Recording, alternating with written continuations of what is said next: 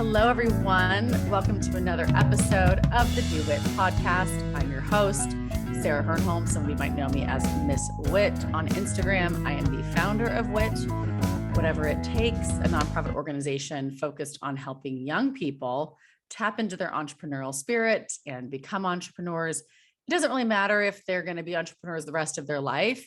What matters is that they've learned how to live with an entrepreneurial mindset and to be solution-oriented versus problem-focused. And it's been a minute since I've released a podcast episode. I think we all know as entrepreneurs that life happens and things fill up the schedule. And sometimes you go and you're really consistent with things, and sometimes you're not as consistent. But I'm just so happy to be back at it at a time that feels right and good for me and kicking off my summer with a guest. And I can't wait for y'all to meet my guest today. So we're going to jump right to it. I think it's the first time I've interviewed someone with the same name. Maybe this is like, this will be the Sarah episode. So all of you, I'm excited to introduce you to my guest, Sara Sigal. You want to say hello? Hi. Okay. Why don't you tell them where you are right now? Where you live? Where are you? Oh. I'm in San Diego, Carmel Valley. Okay. And how old are you? I'm 17. I'm an incoming senior and I go to La Jolla Country Day. Okay. And how long have you been running your business? This will be my third year. Okay. And what's the name of your business? Booklings. And that, for those of you that want to just pause and go give it a follow real quick, or you want to follow it later, that's going to be at Booklings_SD, standing for San Diego. It's Booklings, BOOKLINGS. And tell us what you do at Booklings. So basically we tutor first through third graders virtually or in person to get them to at grade level or above grade level reading. And just tell us a little bit about like why Booklings, why did you care about this? What's the why behind the whole thing? So I started the summer of 2020. My sister was going into second grade at the time, and a lot during that time I was hearing about her friends' parents who were concerned because their kids weren't getting the reading support they needed over their school Zoom. So I thought it was a good idea for me to start a program that targeted her peers and other people in their age group, where students could get the reading support they needed by a high school student. So that's why you did it back then. So 2020, I mean, I think we all can remember 2020 was a time we were all trying to figure out how to stay afloat. And especially in the education world, there were so many kids who were not, especially when they're young. I mean, I think every age group had its challenges during COVID. And because I know for you, Sarah, I mean, didn't you just have your first school dance like that you got to go to? Not the first one, but it was the first prom in like 2 or 3 years. Yeah. So I don't want to diminish the challenges for being a teenager during COVID at all. I think about myself as a teenager, that would have been miserable for me. But I think about those young ones when it comes to just the educational development, and having been an elementary school teacher, gosh, those are such formative years, that first, second, third, when you're learning how to read and you're wanting to, not everyone's going to understand this, but when you are a teacher and you're teaching someone how to read, like you need to be with them and you need to see their mouth and the shapes that they're making and the sounds and all of that. And I just don't know how teachers were able to do it over Zoom. And I think some were excellent and I think some were not so great. And so I just love that you saw a need and you decided to meet it. But now we're in 2022 and most people are back at school. So what are you doing with Booklings now? Because I don't think it's the same need as it was back then. Yeah, so now it's more, I think people call it like the summer slip or summer slide, something like that, where there's this period of time in the summer that students often don't, they often regress in anything in school related, math, reading, but specifically reading in this case. we just are trying to combat that in order for students to stay on the right track going into the next grade. Well, I know about the summer slip and the summer slide as a teacher. It's a very big thing. And if you all don't know about that, it's really significant in the under-resourced neighborhoods and communities where there isn't the access to summer programs and opportunities for young people to attend camps and things like that. And so what often happens is you think about it's like 2 to 3 months a child's not in school, and maybe they're not doing that reading at home, or they're not getting that just educational access and an ongoing influence, and it impacts them by the time they get back to the classroom. And that's why it's the slip or the slide. So I think that again, I mean, that's really important. And how many kids are you really able to work with? And I want to say this knowing that I do know how many kids that she's able to work with, because I actually work with Sara in one-on-one coaching, and she's been in the WIT program. So full disclosure there. But I think it's important for you to share the number, because I want to talk about how, even if it's not the biggest number on the planet, you're still making an impact. So how many kids are you able to serve right now? So right now we have only 5 students in the program. In the past, we've had in the 30s, but this year I just wanted to keep it really small because it was starting to get a bit unmanageable. So I was really focused on like quality over quantity, I think, and keeping it smaller. I love that. Let's talk about that for a little bit, because that's a big thing for all you young entrepreneurs out there, that the bigger the number, the better, meaning whether that's followers or likes or things like that. But you got to think about what kind of programs that you're offering your customer. And in this case, if Sara really wants to go deep and really help a kiddo, then she can't do that with 20, 30 kids over the summer. That's not possible, while also maintaining a social life and doing the things that she wants to do for the summer, which are very reasonable things to want to do.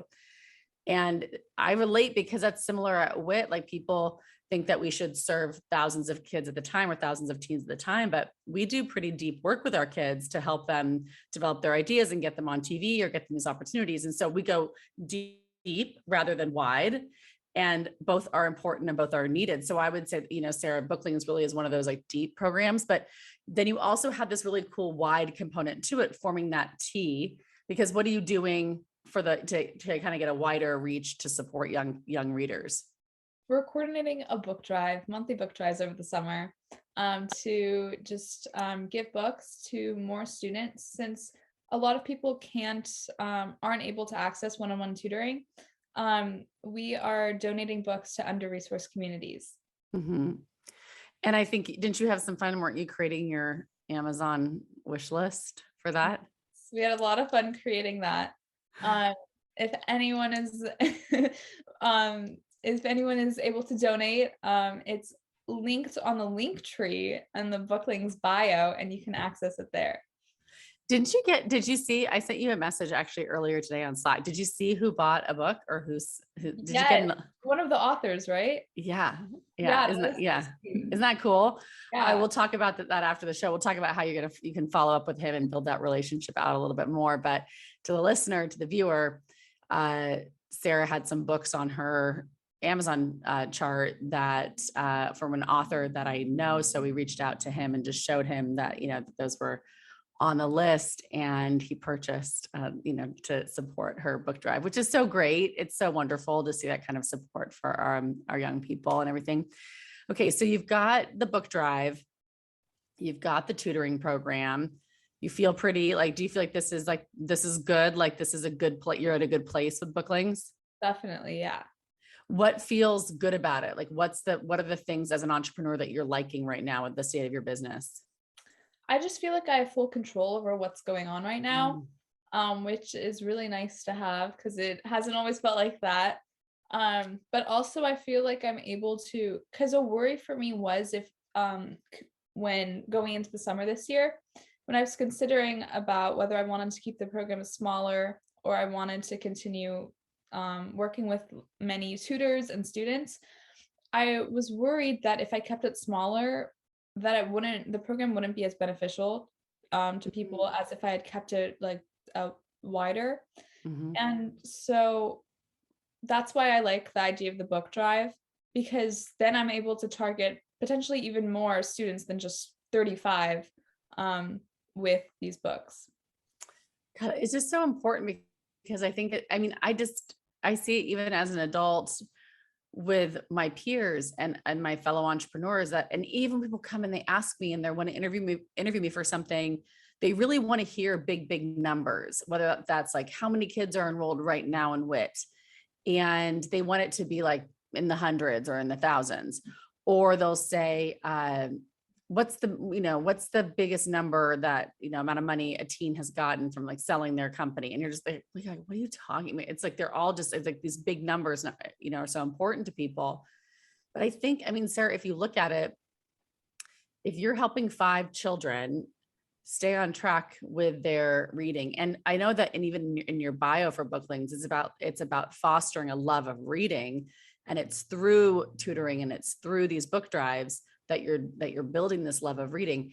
Gosh, if you help 5 kids foster a love of reading, and you think about how important reading is in your everyday life and all the reading that's going to come down the road for them in high school, later on for them, and in college, it is a ripple effect, and who knows what they're going to go off and do because they now have this, right? So I love that you were able to see the value of that it wasn't about like, let's grow it to 50 kids over the summer. Can you speak to because I know there's a lot of teens that will listen to this that have had that feeling of wanting to go really big. Can you speak to what some of the challenges were for you when you did grow it big before you scaled it back? Yeah, I felt like there were a few, and I felt like one of the main things was I was spending like actually there was one day I spent 7 hours like basically straight on my computer in 2020 just trying to manage tutors and all that. And that I would admit that was like starting up the program. We didn't have a foundation yet, but at the end of that day, I was like, gosh, like what is going on? This is my summer. I want to also have fun, get off my computer, do other things. That was the main thing, but also just feeling like I know what's going on. I guess I was working with like 15 other tutors all around California. Some of them I didn't even know personally. A lot of them I didn't know personally. They were like mutual friends and stuff like that. And because of that, I just at the same time, we're all high schoolers and people have other stuff going on, and they wouldn't always fill me in on stuff they were doing. So I didn't feel like I was really in the loop in my program. So in this way, I feel like now keeping it smaller and being able to have like direct control or more, I don't know, power or however you want to think of it, it provides me a sense of relief, I guess. I think it's so crazy because I mean, I know exactly what you felt, and we have this like huge age gap. But I remember when WIT was kindergarten through 12th grade programming, and I was spending so much time managing people, managing a staff, managing parents. I was gotten so far away from what I felt was like my passion and what was my heart, which is connecting with young people, working with them directly, helping them tap into their own gifts and talents.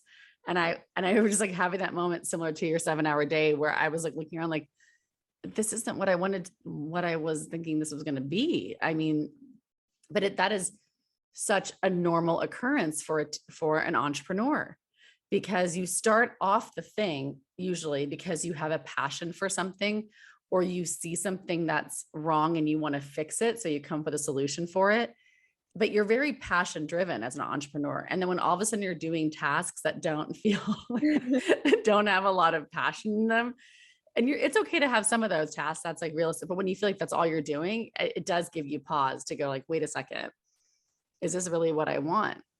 And the scaling back, I think, to everybody listening it's very brave to do that, because people in optics, like if how things look on the outside, people might be like, oh, so her business isn't as successful anymore because one summer she was working with like 50 kids and now she's only working with 5.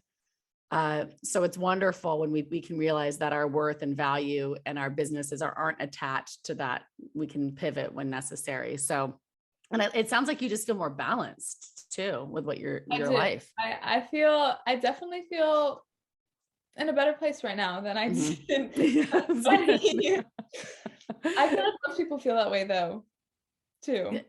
No, that's good. So tell us about some goals that you have for Booklings. Like when you think about where you want to go. I mean, I know you just are feeling good right now, and I don't want to, add more to your plate. I'm just kind of curious about when you dream, let yourself dream about things for Booklings. What kind of things come up for you? What ideas do you have? So I've had this idea for a while. Actually, my aunt brought it up to me last year, but it was just so kind of out of the blue. I never thought about it before. And then I was talking to you about it because you had brought it up too. I'm like, oh, if multiple people are bringing it up to me, then maybe it is like actually something that would be a good idea and like possible. So I'd love to host author meetups through Booklings. That way we could expand our age range. So it's not just a target of first through third graders, but we could also target authors that we read personally. And basically we'd host the author would come and talk about just about themselves, about what drove them to become a writer in the first place, and maybe some books they've written. Yeah. Wait, I just have an idea. Can I share it? Yeah, share it. Okay. Because it doesn't really ever like turn off when it comes to like businesses, especially young people's businesses. But I was just thinking it could be kind of interesting for you to, because a couple things. Okay. One is getting authors to travel to you would be a challenge, just in terms of like, you can't really at this time to pay for their hotel and their cost and of them traveling and all of that.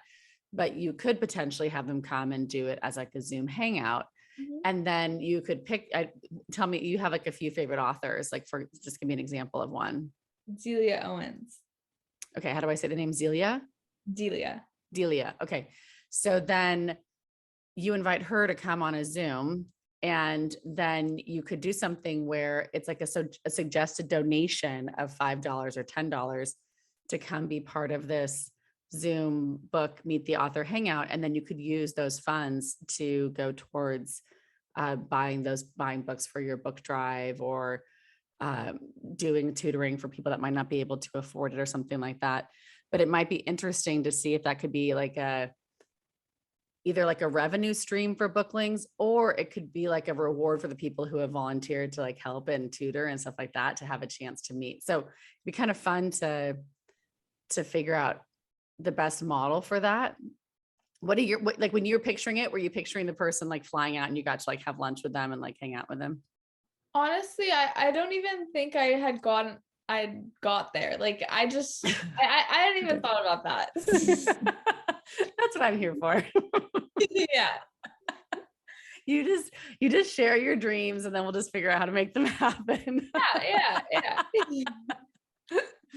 Well, it's so fun because there's so many possibilities with Booklings. And I love that it's built the foundation and the why, which is to foster a love of reading, allows you to go in so many different directions and stay in alignment with you and your business and the life that you want to have while you're running this.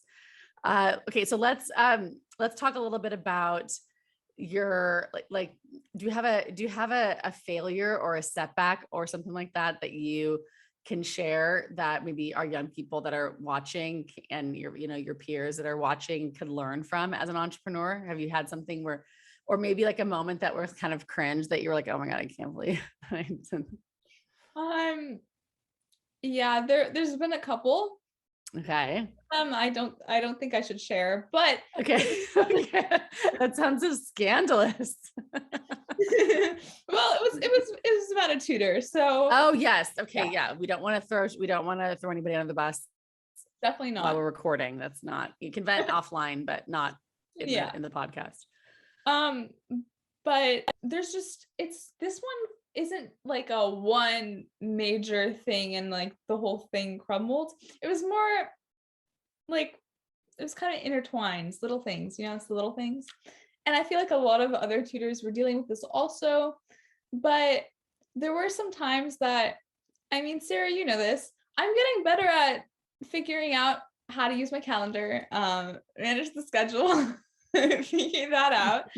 And there were Yes. there were some times when um parents would join the Zoom and I just like not start it because I completely forgot to like set a timer before or something.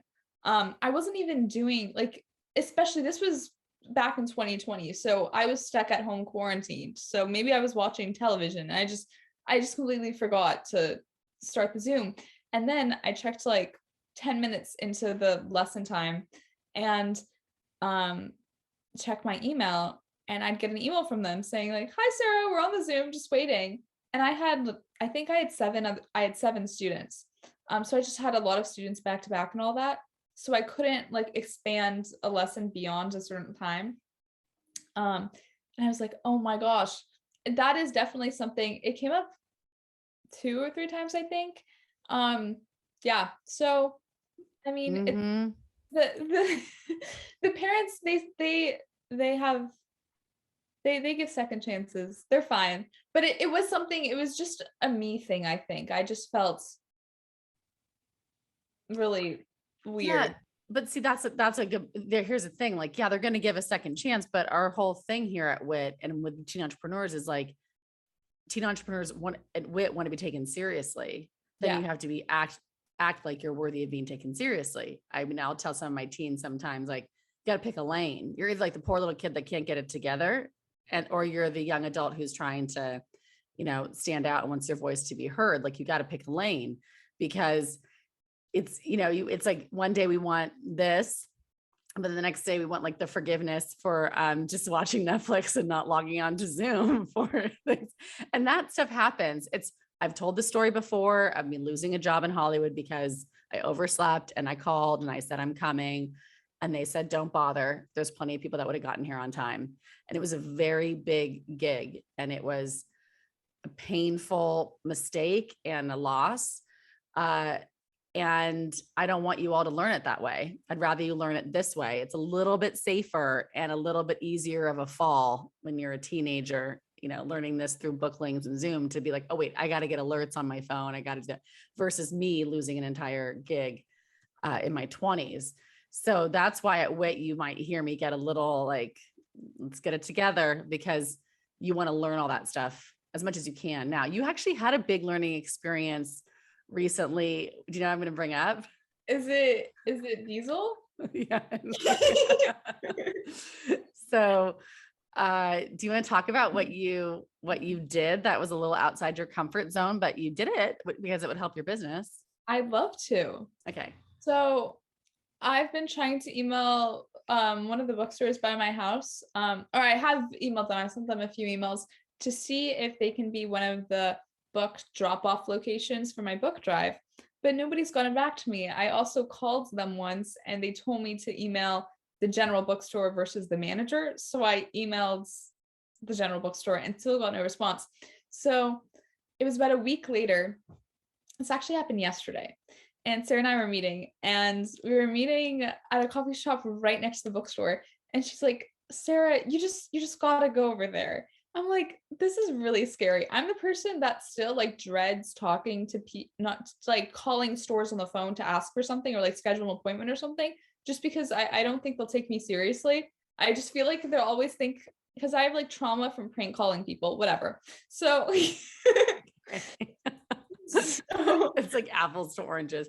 I just want to say, listener, that this will matter later. The fact that she described that the bookstore was right next, was really nearby, is very interesting, considering something that she said to me when I asked her to go over to the bookstore. But please continue. Well, it kind Sarah. of wasn't nearby, but relatively, considering where we were, it could have been nearby. Like if you were driving, it would have been 5 seconds. Walking, it was like a 2-minute walk. Yes. And when I asked her, I think it's a really good idea to go over there and just have the conversation in person, utilize that WIT tip 10, 10, 10, like in 10 minutes, it'll be over. You'll have more information. If you keep sitting on this, then like 10 hours, 10 days, you're wasting time. Just go get the information. She's like, but it's really far away. I'm like, it is? I mean, we live in different neighborhoods. And she's like, yeah, it's like all the way down the thing. And I'm like, okay, well, let me stand up. So I stood up. I'm like, what? It's, it was, and so then I looked at her, I'm like, okay, so you're afraid and now you're acting like it's a mile away and it's not going to deter me. I'm not buying it. So let's talk about what you're feeling and what were you feeling? What was that fear that was kind of coming up for you? I think just anxiety about just wait, I think just the worst that could happen. Like if I forgot to say something and whatever I said made absolutely no sense and people there working there would be like, what is she talking about? Or if they awkwardly said like, yeah, no, that's not gonna work. Mm-hmm. Yeah. And we actually role played that. Yeah, We like we did that a few times. So she said to me, I pretended to be the person working the desk. And so she said to me, so, hey, I like to, and I'm like, no, that's a really stupid idea. And then she's like, okay. Like, so we got these different scenarios, some to make it lighthearted and funny and others to really talk about how do you navigate it? So what if you walk into a store and you ask to speak to the manager and they're not there? You don't want to just awkwardly stand there and then be like, oh, okay. So you got to learn how to handle what do you do next? If the manager is there, what do you say? I mean, so we talked about it. I was coaching her through like, what are the takeaways that you want? What would be the wins? And a lot of it came down to just information. So whether it was like, don't leave there unless you get the name of a person or the phone number of a person or an email of the person that will have the answer for you if you don't get one there. That's how you don't walk out awkwardly. If someone says like, no, they're not here, then say, what would be a good time to come back or a good time to call or the best number, or the best email. It's the not knowing what to say that leads to like super awkward moments. And we also talked about, which might be helpful for some of you young entrepreneurs that are going to be going in and asking people to carry your product in your local store or something like that, or be at a farmer's market, is that I said to Sarah was asking them if she could put an empty bin, like a box, where they could donate a book. But Sarah was telling them, well, what was the important thing that you were doing? So I was saying that customers who wanted to donate at their location could buy a book from their store and then donate the book. So they'd get revenue, they'd get something from it.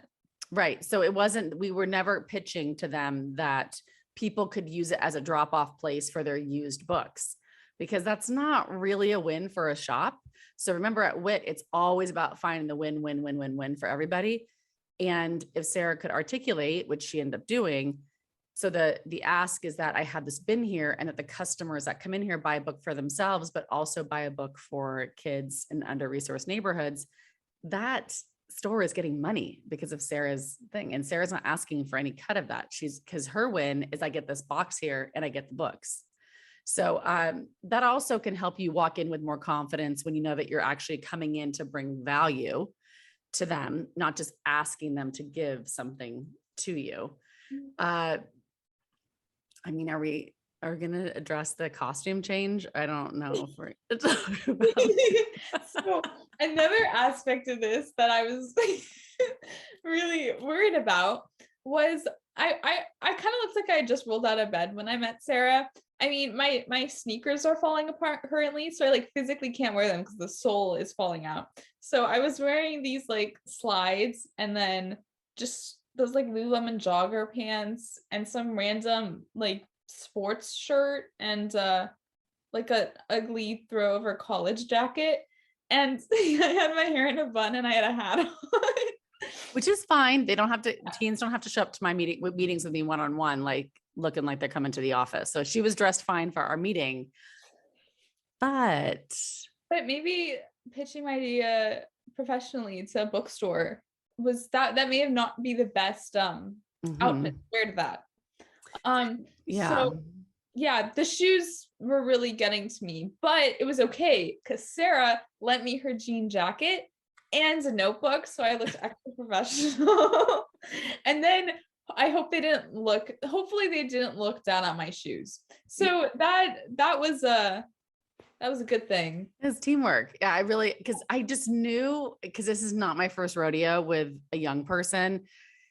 or even I mean, this happens with adult entrepreneurs that I work with, where we come up with like all the different reasons why we can't do something.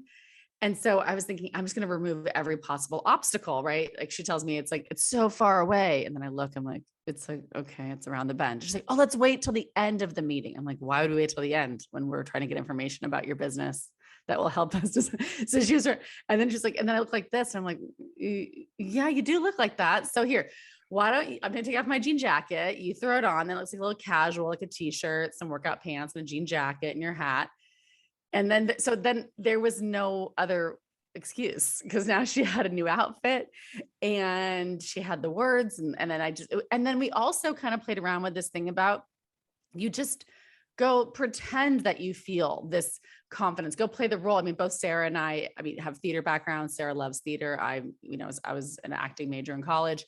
So you also just kind of pretend that you're playing this role of just like, I'm going to walk in there like, and you will feel that. So, how did you feel when you came back to the table?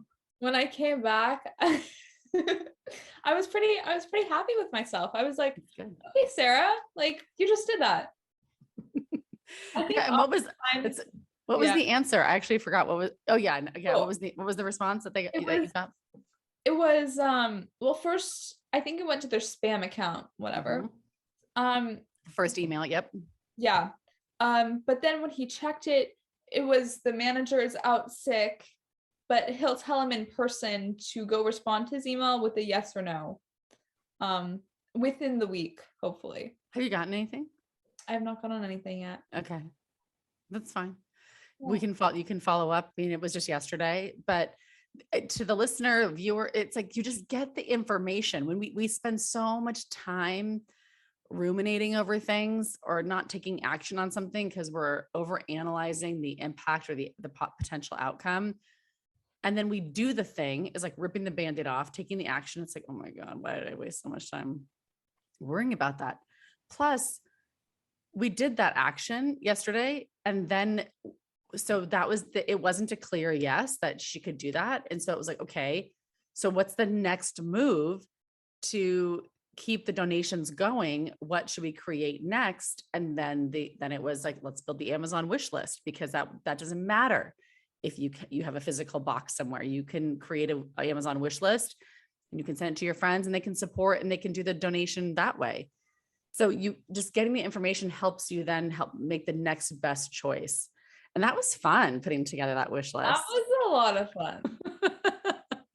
We both like put together. I was very excited about it. I added some of my favorite books. Thank goodness there's some of Sarah's favorite books. So that was fun. You've also had, I mean, I guess this happened. Yeah, this happened before what you just did yesterday, making that, doing that something that was like outside of your comfort zone. But then you also had something that was released today, but you filmed it a while back, right? You had a TV interview. Was that your first TV interview? Yes, it was. Okay. Let's talk about how that felt doing that. Cause I know that there's young people that listen to this podcast, watch this podcast, that want to be on TV and want to have TV interviews. So what tips do you have for them? Oh gosh. So mine was on Zoom. I think generally I'm good at not getting really anxious before, but I kind of had a picture of what it was going to look like before. I'm going to say don't even try to imagine it, because it's really not, don't even try. Cause then you're going to be, once it actually happens and it's not what you pictured, you're going to, and you're in the process of doing it, you're going to be like, wait, what is happening right now? You're not really in the present. So it's more of an effort to stay in the present than think, oh my gosh, this is not what I imagined. What is going on? Yeah. You did some prep for it though, which I think is really important. What kind of prep did you do? That might help them. Yeah, I prepped my responses to the questions because you're able to know what they're going to ask you, or the general baseline of what they're going to ask you. So I just got really comfortable with what I was going to respond to that, because the order of the questions was different in the interview and not all the questions were asked. So I just really think, yeah, a good piece of advice would be to really practice and remember what you're going to respond to the questions to make it sound very fluid. Yeah, I think so we were able to get the questions ahead of time. This is how this interviewer does it, which is really nice. Or we can actually propose the questions that they ask, which is super helpful. That does not usually happen in interviews that I do, but it's really kind that they do that. But I don't know if you did this there because we haven't talked about it, because I just watched the interview today, and I think I told you I thought you did a great job, and I gave you feedback because I do both. I do praise and feedback. It's both sides of the coin over here. Is that to watch yourself in a mirror answering the questions and to look at yourself. Did you do that? What do you mean in the interview? Because I was staring at my face. Yes, I know that. Well, that's why I wanted you to look in the mirror before, but when you were practicing your answers. Oh, yeah. When I was practicing, I did do that. Yeah, I always tell teens to do this because it's so important to see how your face moves and responds and reacts. And we all know how we want to look. That we all have personal preferences and sides of our face that we like more, ways that we like our hair. And so the only way you're going to know what you look like is if you practice this, and you can do it so much easier now with your screens. You could actually record yourself talking. Because I've always tell my teens, you're not going to want to share the interview if it comes out you don't like how you look. This is the bottom line. This is the bottom line. It is just, we all want to look good, or at least look decent enough. But if we're going to share something, if you don't like how you look, you're not going to be so as inclined to share your interviews and to share things. So you practice and you dress accordingly and you light your face the right way. And you did a great job. I like that setup that you did. Thank you. Yeah, I saw it was really good. So what feedback do you have for yourself after watching it? For myself, I think like stuff that I could change. I mean, you think about your next interview, what would you want to do differently? What I want to do differently? Oh, I know. I think I wasn't really prepared when I was practicing. I was really thinking about like the paragraph, the word for word paragraph of what I wanted to respond to the questions, but I wasn't thinking about, oh my gosh, obviously the reporter's gonna interrupt you, like they're gonna comment. And I think kind of splitting that up and knowing the general idea of what I'm gonna say is, I mean, I in the interview I had a general idea, but I just really had to like speed think about ways I was gonna get back to the word for word like response. Yeah, because you can't tell the reporter, wait, I'm not done. My monologue is still going. I have to finish, because they will interrupt. They will engage as they should. It's supposed to feel like a conversation. So we want to be so well versed that we can make it sound like and feel like we're saying it for the first time. Yeah. But that does take practice. I've done so many interviews. It takes practice. The fact that was your first one, I'm really excited about it. I'm excited to share it with everybody, and all of you, if you haven't watched it yet, it'll be on the Doing WIT YouTube channel. So you can go check that out. We'll include it, and we'll blast this out. We'll include it as well, but it's a really good interview and I was excited for you. And I also want to teach you more about, this is for everybody. If you have a desired outcome for an interview, whether that's on a podcast or on TV, and the person isn't asking you about the thing that you want to talk about, there are strategies and ways that you can bring it up. Do you know what I wish that you would have talked about? Book drive. Yeah. And then it didn't get talked about because she didn't ask you about it. But you know what I was thinking about, and this, I'm just realizing this right now, a good place to have inserted it was when she asked you about dreams and goals for Booklings. And then you talked about the author events. That was great. And then you could have said, and one of them I think is, one of my dreams is actually coming true because we're hosting the first ever Booklings book drive. Oh yeah. Ding, ding, ding, ding. Right. And then you do that so that you're not like, nobody wants to hear, oh my gosh, it's so awkward. I've seen people do this. Nobody wants to see the person that goes, wait, before we go, can I tell you about something that's coming up? I mean, that's so cringy. It's like, no, don't do that. Don't do that. So you got to find the creative ways, which will come with practice, but it's so good. Okay. So you've done a lot of things stepping outside your comfort zone this month. Yeah. Yeah. Do you feel any shift like in you? I mean, do you feel anything? I don't, if nothing, I'm not trying to put you on the spot. I'm just curious because there's been a lot of new things that you've done. I think I don't personally feel any different, but I think it's just I do think I have more of a shifted mindset where I feel like us as people, I feel like everybody usually tends to underestimate themselves, and that can usually hold people back. Obviously that was holding me back. But I think, yes, I can. And I think now knowing that I tend to underestimate myself is helpful because I'm like, oh, I can do this. Like I'm just not thinking clearly. People say don't compare yourself, but I say sometimes there's instances too where if you know you're, I don't want to say better than a person, but I think better than a person. If you know you're better than a person and they did what you want to do, you're like, oh my gosh, if they can do it, I can do it. I think that's a really good motivator. Yeah, that's real. That's real talk. I know, because that could be so misconstrued by people. Like, oh my gosh, you think she's better than other people. You can run with that if that's what you want to run with. That's not what she's saying. Yeah. She's saying it a little bit, but not like how I'm hearing you, Sarah, is like, you kind of have this feeling, because I've had this too, where like you look around or you scroll and you're like, wait a second. If she can get on if she can write for Forbes, Forbes, why can't I write for Forbes? I mean, that's exactly what I did. I mean, I saw it was actually a guy. I was like, he writes for Forbes. Wait, if he can why can't I write for Forbes? And it wasn't that he was less than me. It was that we were actually pretty much peers, or maybe in some ways I thought he was like a little bit above me in the career path. But I was like, well, wait a second. I have value that I can bring in that space too, because if he's bringing value, so can I, because we both have been brought to the table many times for similar situations. And to this guy's credit, I reached out to him and he helped me land my Forbes gig. But it is important I think, to use other people as inspiration for what's possible for you. Yeah.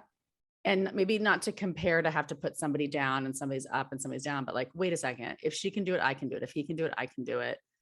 And I also think, we need people that give us, that push us, right? I mean, you have me as a coach to say, no, here's a jean jacket, you're going right now. And in some ways, because of the dynamic, what's Sarah going to do? Like, I mean, she could absolutely look at me like, I'm not doing it. And I'd probably be like, okay, well, let's talk about why you feel that way.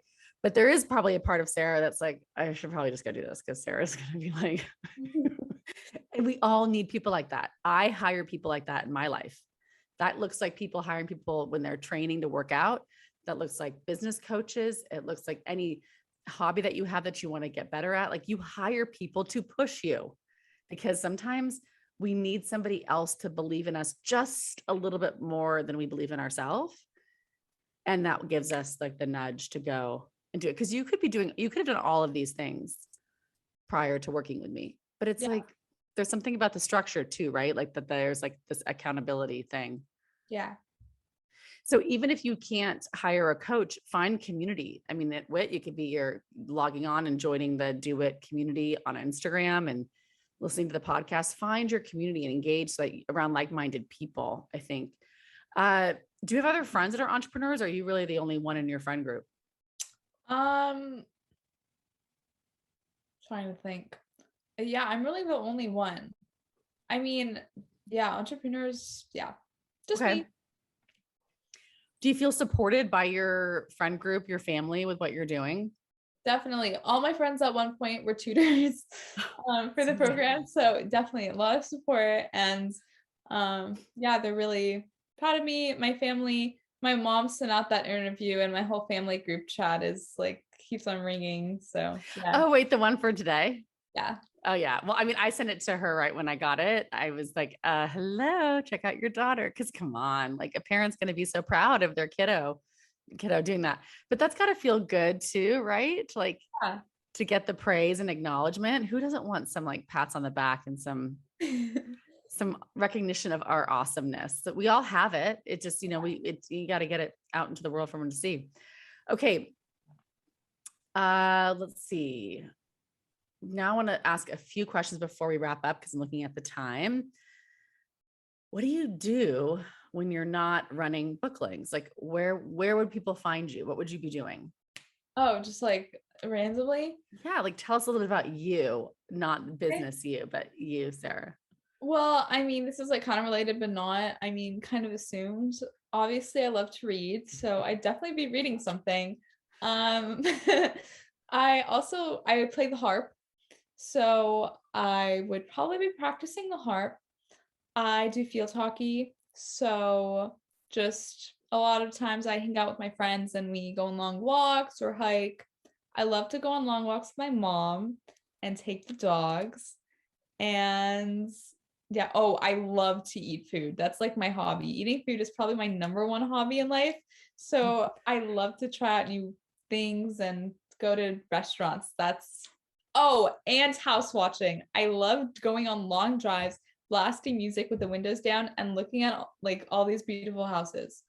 Okay, so a couple follow-up questions. Favorite meal? Like if you could go right, okay, so like right now you get to go out to eat. Where are you going? What are you eating? Definitely sushi. I Sushi's knew. I was like, I knew. I get I was like, I think I know where she's going. salmon sashimi, but it has to be salmon sashimi. Like, and if you're going to a really good quality sushi place, you can't get salmon sashimi anywhere else. Right. And then spicy salmon skin hand roll. It's not spicy salmon skin hand roll. Mm-hmm. Spicy tuna cut rolls, and then mochi. Okay. And what restaurant are you going to in San Diego for this?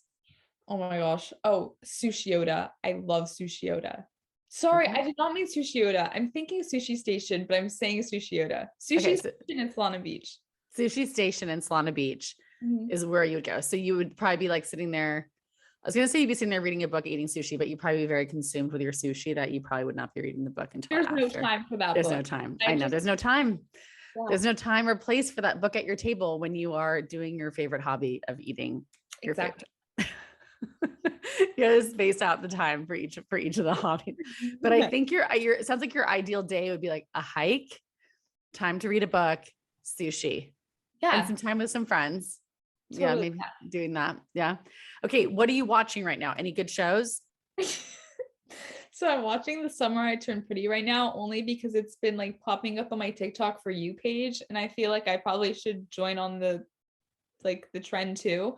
And Mhm. I will say it's good. It's not amazing, but it's like cute and summery. So that's nice. Okay. Don't we like it that same cheesy show? Virgin River? Yeah. Yeah. Oh, Schitt's Creek. Well, both. I love both of those. That's funny that they're both like water. It's amazing. Schitt's Creek, Creek and so river. funny. Virgin River, kind of dark, but really good.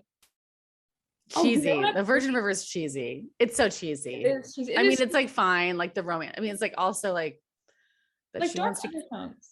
Yeah, totally. But it's also like that guy has like a lot of issues. Yeah. As the adult watching it, I'm like, okay, like those are a lot of red flags. Flag central. I'm like, it's great that he's like kind of cute and he runs his restaurant, but like, there's a lot of issues. Yeah. He's also in Grey's Anatomy. Oh, it's like I don't know him. I actually don't. It's Grey's. It's still on. Yeah, I guess It I is don't. still on. Yeah. Yeah, it's got like 20 season. What is that? I mean, it's got to be have been I on. have no idea. I stopped after season 6. Yeah. Okay. So, well, we know it's gone a lot more than that. Schitt's Creek is one of my favorites. It's actually a comfort show for me. It's a show that I put on when I just want to if I need to kind of get myself in a better mood or I want to like decompress after my day. I find comfort in it. Do you have a favorite character? Yes. Okay. Well, actually, not a favorite character, but a favorite like couple together. Oh, Favorite okay, girl. here. Okay. This is so difficult. It's what's his name? I stopped watching it a few months ago. Roland? Yeah. Roland and Jerry? It's not Jerry. Oh, his The dad. wife? No, the dad. Oh, Eugene Levy is the actor. Yes. So Yeah. those two, they're dynamic together. Their dynamic together is the funniest thing I've ever seen. Yeah. Yeah. Super clever. I have like things that pop up for me are, I love the Little Bit Alexis. Remember when she did the dance? Just a Little Bit Alexis. You I have to go Google. I definitely saw it. Yeah. It's so funny because watching her mom played by, I'm blanking on the actress. She's so talented and She's amazing. really famous. And she's incredible. Uh-huh. Watching her reaction to her daughter making a fool of herself is what makes you laugh like so hard. But it's like that scene. And I love the scene where, it's so funny now that like we're on the like talking about it like I'm being recorded that I'm blanking on names and stuff like that. But remember when the Alexis's brother, I'm forgetting, David, obviously. David. So David lip syncs the song to his boyfriend, the Simply the Best. You're simply the best. Yes. Remember when good. his boyfriend sings him? I know. After they get in a fight, that's really cute. That's so cute. But then when he sings it, that was I loved it. And then I just laugh out loud with it. So it's really funny. I don't think I knew that we had that in common because we would have talked about this before. Yeah. Okay. So, any fun summer plans? Cause you can't just work and, run Booklings the whole time. What are you doing? What's something fun that you're doing? Well, this is a last minute thing as of I found out yesterday, but I'm probably more excited to do this than I am to actually like go traveling. So Where the Crawdads Sing is my favorite book, and the movie's coming out next month. So I'm like, okay, I'll just see it in like next, like mid-July. But I just found out yesterday. My mom runs a book club, ironic, and she has a girl in the book club, or a woman in the book club. Her mom is like following like Reese Witherspoon's book club, whatever page. Anyways, I don't really understand it, but somehow they're doing an early screening of it next Tuesday. So my mom and I and my friend and her mom are going to it, and I'm so excited. Wait, where is it? Where is the screening? Oh gosh, it's far. Okay, so it's not San Diego? It is in San Diego, just like not. Well, remember everybody, she thought far was around the corner from the bookstore. So let's just